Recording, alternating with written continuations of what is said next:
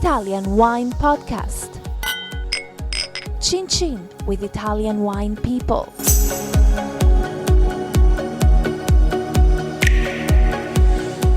Thanks for tuning in to the Italian Wine Podcast with me, Monty, Waldin. Today's guest is Deborah Brenner. Deborah is the founder and president of an organisation called Women of the Vine and Spirits. Deborah, welcome. Thank you. Thank you for having me today. What is Women of the Vine and Spirits, and why did you create it? Women of the Vine and Spirits is the first trade alliance devoted to advancing women in the alcohol beverage industry. Until now, there has never been an organization or a forum for women to come together, so we're really filling a void. Was there a deeper motivation behind that as well? Was there some event that you saw and you thought, hang on a second, we're getting a raw deal in the beverage industry? Well, actually, it's been a long time coming. So I like to say, how to become an overnight success in just 10 years, because it has been a 10-year journey.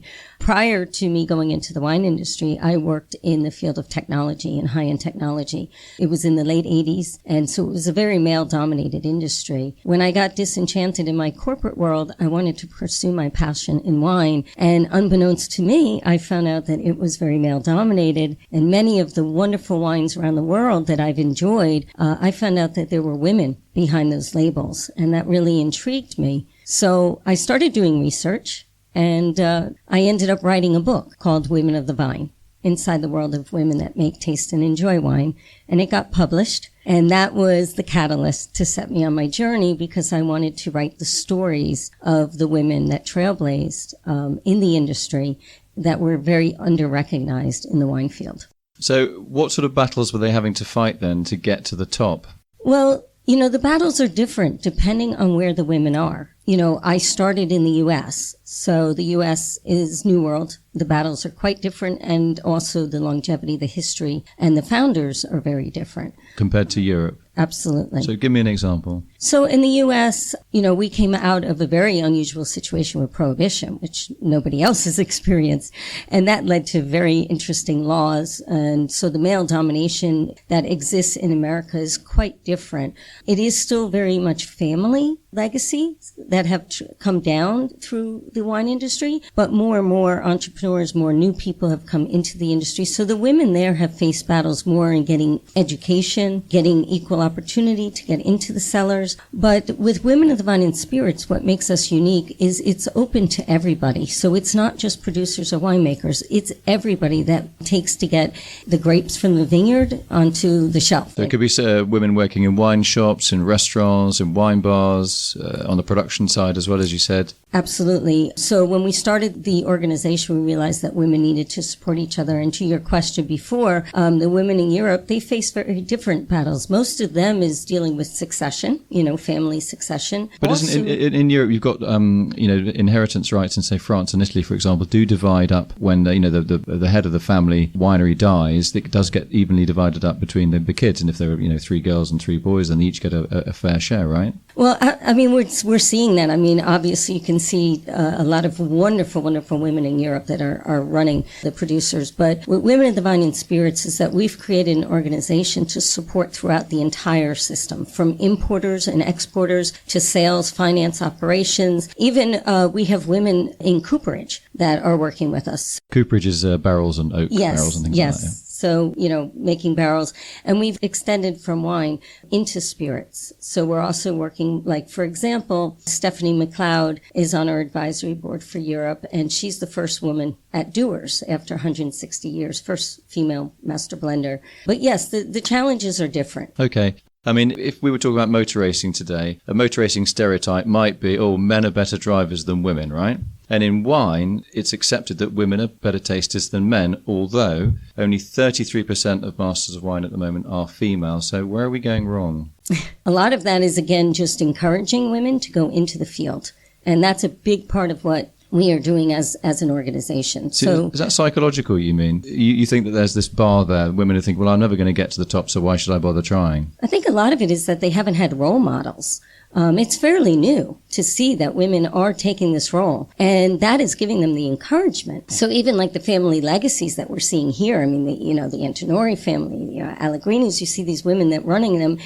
For the first time, the next generation has role models, and I think that is giving them the opportunity. We're seeing more and more women enrolling, and we're seeing them pass, the Master of Wine and actually taking those positions now. But it's been a long time coming. So what is the future for you? Where are you going to focus your efforts? I mean, specifically? Well, we started in the U.S. and we held our first global symposium in 2015 in March. And we had hoped for 250 people maybe to show up, and we sold out at 500. This past March, we just held our third annual global symposium, and we sold out in 24 hours at 700 people. So we're here today at Vinitaly. We'll be announcing our expansion into Europe because many of the producers that we're working with, many of the companies have producers here in Europe. And so where we want to see this is to really create a global community. The next generation and the generation today, it is a global economy. So things are really changing the way that we're doing business. I mean, I hate to say my age because when I started, there was pre-internet. It's a very competitive business, and there are more and more wines. The younger generation, the millennials, they're very adventurous. So they're trying wines from regions that many of us didn't even consider as a wine growing region. So that's putting a lot of pressure on existing wineries to have to sell. So Women in the Vine and Spirits is really there to support the community as a whole. It's interesting you talk about millennials, which are the younger consumers. So what you're saying is they're not necessarily driven just by, say, price or labeling. They want the backstory and want to know that there's some kind of equality behind the wine. Is that what you're saying? Oh, absolutely. The millennials, what's driving them is very, very different. And it's exciting because there's opportunity. But what we need to do is to work together to show how to capture that audience. For example, because they grew up with the world at their fingertips, anywhere, anytime with their phones. They think nothing. They're traveling more than our families and generations. So to explore wines from Slovenia, from Moldova, from, all parts of the world was never something that people had to do. So we're seeing they're also not as loyal to brands because they're very adventurous. But when you say, Monty, about the backstory, that's where Women in the Vine and Spirits, I think, really excels. Because we do have some incredible women, and the stories is what resonates, not just with the millennials, but I think with buyers overall. And in America, when you look at statistics of 71% of all retail wine purchases made by women, 57% of all wine purchases on premise in restaurants or bars are made by women, then wouldn't it be fair, since women in America are certainly looking for equality, and it's a very big topic, to want to celebrate and embrace the women behind these labels? It's a lot of what we talk about. Share your story, get out there. It really is quite a compelling selling factor too. Okay, in terms of obviously working in the beverage industry does pose health risks. Obviously alcohol is an addictive substance. How are women going to be successful in, quotes, a man's world where sometimes drinking and staying up late and being the tough guy is seen as a badge of honor? How are women going to cope with that and then try and change that culture of excess, if you want to call it that? We just had our conference 4 weeks ago in Napa. And that very subject came up. So it is a subject that really we're talking about, because I love how you say a badge of honors. We joked about it like putting your boots on and having to get out there and stay up the night, because if you're going to call in a night too early, you're considered a little bit of a wuss and you can't really hang out. So it is an issue. But where women can support each other is, again, giving ourselves permission to be able to change some of that. The other thing I think is that we're very savvy women in the industry. We understand how to pace ourselves. We also understand lower alcohol levels. I think in America, we struggle a little bit more with that than in Europe. Why? The alcohol content of a lot of the beverages are much higher, the wine alcohol content, where table wine in Europe is lower. When I'm out there talking to women, I'm always kind of saying, if you're in a social setting or a business setting, if you go with something more sparkling, something of a little lower alcohol content, you'll be able to hang and and support, but it is an issue. So do you think, I mean, if we were having, say there's a business lunch and say you're the only woman at the table at a business lunch and you've got like 8 or 9 hours of work still to do during the day, plus you've got to get through lunch. And you're saying that if you, say, made a spritzer out of the glass of wine, add some fizzy water to it, is that going to be a negative? Oh, typical woman can't handle her drink. When actually it's a really sensible thing to do, right? It is a very sensible thing to do, but I think... And men won't admit that it's a sensible thing to do because they're men, right? I think there are sensitive issues all the time, and you bring that up. I would personally say that if I was there at lunch, I wouldn't add any fizzy water, only because we may be there to really taste the wine. At that time, I'd say sip it more slowly. If you are in a tasting situation, then you can spit, certainly. But if you are at a lunch in a social situation, then you just have to take it a little bit slower. But I have to say, I do know a lot of women that can quite drink some men under the table too, because they can hold it. But it is a sensitive issue because there is a bit of that, like you say, the boys club and having to hang with them. But I think savvy women in business, that's what we do. We know our limits and we can work around them. But I think the real thing that we're doing is that we're excelling in the business, because diversity in the wine industry and in spirits overall, when you look at the consumer base, doesn't it make sense then that we have diversity in leadership? Because if we're trying to expand our businesses, then diversity leads to innovation, it leads to creativity, and most importantly, it leads to a greater return on investment. It's going to increase your bottom line because of the fact that we're looking at the consumer. So that, I think, is the most important thing that we try to bring to the table. The wine industry, generally speaking, is a hideously white industry, right? In terms of skin color, in terms of demographic. I think overall, because it stems from the original laws. I mean, women weren't allowed to drink.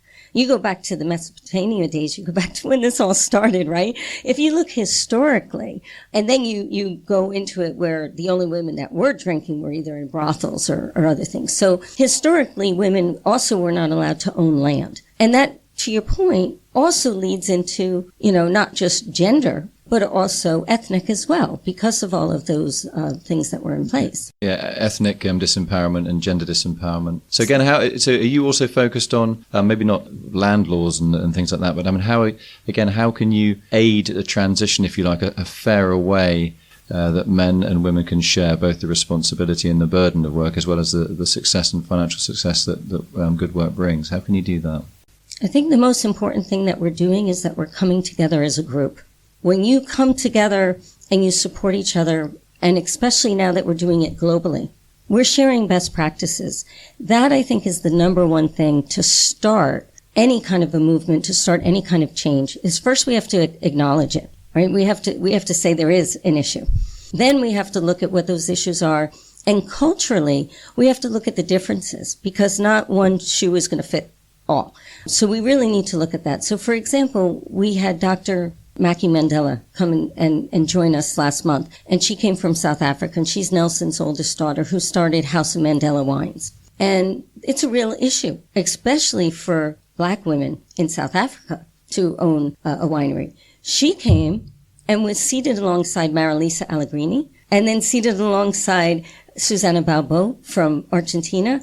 And that was remarkable, because to see that is what Women of the Wine and Spirits, I think, is bringing together for the very first time. Yeah, and I mean, Susana Balbo, for example, has had an incredible career. Her early career in wine was really difficult, right? And she bounced back from something that not many people would bounce back from. Is now regarded as one of Argentina's leading producers, both in terms of quality and also for her story, her courage in not letting the industry grind her down, so to speak. Absolutely, and I think sharing those stories, amongst each other is really probably the most important thing. I know Italy has a wonderful group called Donne del Vino, and it's a great group of women. Now what we want to do is we want to embrace that, and we want to take it worldwide so we can learn from others. So, for example, I was speaking to Elena Walsh yesterday here from Italy, and we were talking succession because her daughter is now getting involved. And Susana Balbo came with her daughter, Anna. So Anna is now starting to be groomed to take the reins for Susana as Susana is going into the next generation. I think that's really exciting. And it's something we just touched on very briefly yesterday when we met for the very first time. Susan Sokol-Blosser, who pioneered in Pinot Noir in Oregon, she just did her succession plan to co-CEOs of her daughter and her son. That's really remarkable. So being able to say to someone like Elena, you know, maybe you want to speak to some of them. I think that's the exciting thing of Women of the Vine and Spirits. And women, we do things differently. We approach things differently. So it's really nice for the very first time that we're building a community that we can support each other.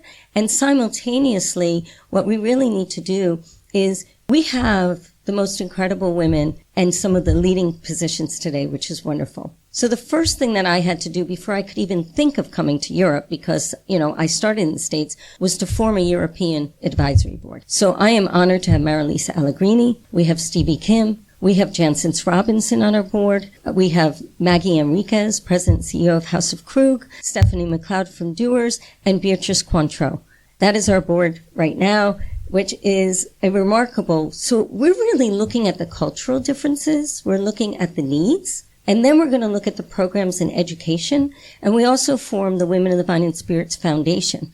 So we have a scholarship fund that is running now. So this is very exciting, but we're really new because we're only 2 years old and we have big plans. So the scholarship, just explain that to me. How does that work? How does one apply to that if you're a female, want to get on in the drinks business?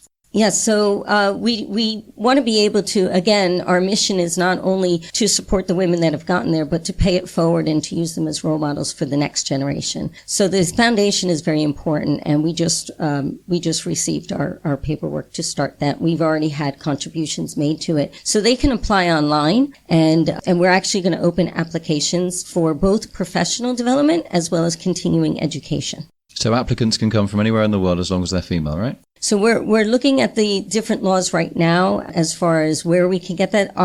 The goal is that applicants can come from anywhere, and really what we want to do is not only give the scholarships, but we will be starting an online mentorship program. So it would allow people to, I know like for Elena's daughter, she studied in Australia and recently just came back. And that's very, very important so that they can learn a lot about different things, and not just in the viticulture producer side, but operations, finance, sales, especially succession plan. You have to learn to run the business. And I think that's where I want them to tell their stories, because what's going to resonate with the consumer is you're not just producing great wine. It's hard enough to grow it. You have to actually sell it. You have to be profitable. You have to sustain a business. You're a businesswoman, and your product is an agricultural product. So it is so difficult. And Mother Nature is your first boss. And if you're selling in America, you have distribution issues. It's really quite challenging. Okay. So I mean, that's industry focused. What do you think you might do in the future that would be, say, more consumer focused to get your message out there? And why it's important that the work that you're doing is key to one's enjoyment of wine, or wine quality, or the ethics of wine, or other beverages? Well, we are a trade organization, so our first and foremost is to support each other on the trade. However, as I said, where I started with consumer tastings, and the consumer loved it. Is they want to meet the women of the vine. They want to see that they're mothers, that they're wives, that they're daughters. They want to see that they're real people, share their stories, that they share in commonality. And that's what first builds relationships, which women love to do. And, you know, I joke about social media because I think women invented it before Facebook, because when we find something we like, we tell all our friends, we tell our sisters, our girlfriends, our mom. So I think that's on the consumer side. If we come together, we formulate also a common message and theme, and that goes under the umbrella of Women of the Vine and Spirits. Deborah, Brenner, brilliant talking to you. It's a fantastic project. It's growing, and I'm sure it's going to grow even further. It's something that we desperately need in our industry on all sorts of levels. A fantastic example, leading by example. I really wish you every success from, obviously, a man. Well, we love our men of the vine, and I do want to say we encourage all our men to participate with us, because it is incredibly important. We're not doing this on our own. We're doing this together. We're doing it as families. We're doing it as brothers and sisters and husband and wives. So it's incredibly important, and especially for fathers, because they're turning it to their daughters. So we really encourage, and I have to say the support of some of the men has been tremendous, and we're very, very grateful for that. Brilliant. What a great note to end on. Thank you very much. Thank you. Follow us at Italian Wine Podcast on Facebook.